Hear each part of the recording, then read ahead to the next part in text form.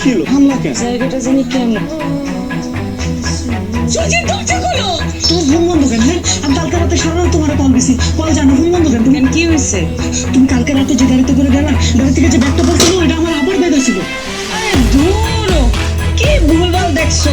না না, ভুল দেখি নাই, আমি সত্যি দেখছি, 100% শিওর। আমি আমার আপার ব্যাগ আমি চিনি, ওটা আমারই ব্যাগ ছিল কালকে। হ্যাঁ, আপনার গাড়িতে ওঠার সময় যে ব্যাগটা গাড়ি থেকে পড়ছিল ওটা আমার আপার ব্যাগ। আপনি সত্যি কথা কোন, ব্যাগ কই, আমার আপা কই? ওই কই থেকে কামাত তুই আমার লগে ব্যাগ খেলতেছিস? হ্যাঁ, আমার কাছ থেকে পেটে ফেলার টাকা খাওয়ানোর দাম না। আপনি কিন্তু কথা ঘুরানোর চেষ্টা করতেছেন আর হুদে হুদে রেগে যেতেছেন। সরা, তুই এই কামাতটা এক্ষুনি আমার চোখের সামনে থেকে সরা। না দূরা, ওর মায়ের ভাই আইছিল। কোন মাইয়ার ভাই?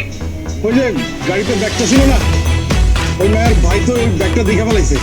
চল, আবির খিদে লাগছে, খাইনি। তাহলে চল আগে খাই নি, তারপরে যাবো। চল ভাই, চল ভাই, কিছু একটা মজা ছিল। ভাই, এখানে টয়লেট আছে? আচ্ছা, তুই একটু এখানে দাঁড়া, ফোনটা চার্জ দিচ্ছি। টয়লেট নিয়ে আসি। না না, আছে, আমার আপা ভিতরেই আছে। আরে ভাই, আমি এখানে বসা বলতেছি আপনারা যে ভিত্তি কেউ নাই। আরে আমি জানি আমার আপা ভিতরেই আছে। মোবাইলটা বিশ্বাস হইতেছে না যে ভিত্তি কেউ নাই। না, নিজে তো খেতে গেছেন না। ভার্সিটিতে ভর্তি হতে আসছিলাম। তো বোনদের সাথে আনছেন কেন? মা, বাবা, চাচা, দুলা ভাই কেউ ছিল না?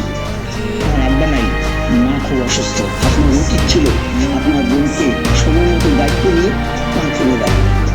বিয়ে করে অসুস্থ মা ভাই রুগী কত দেখবে? তারও তো একটা মন আছে, চাহিদা আছে, বাজেভাবে নেবেন না।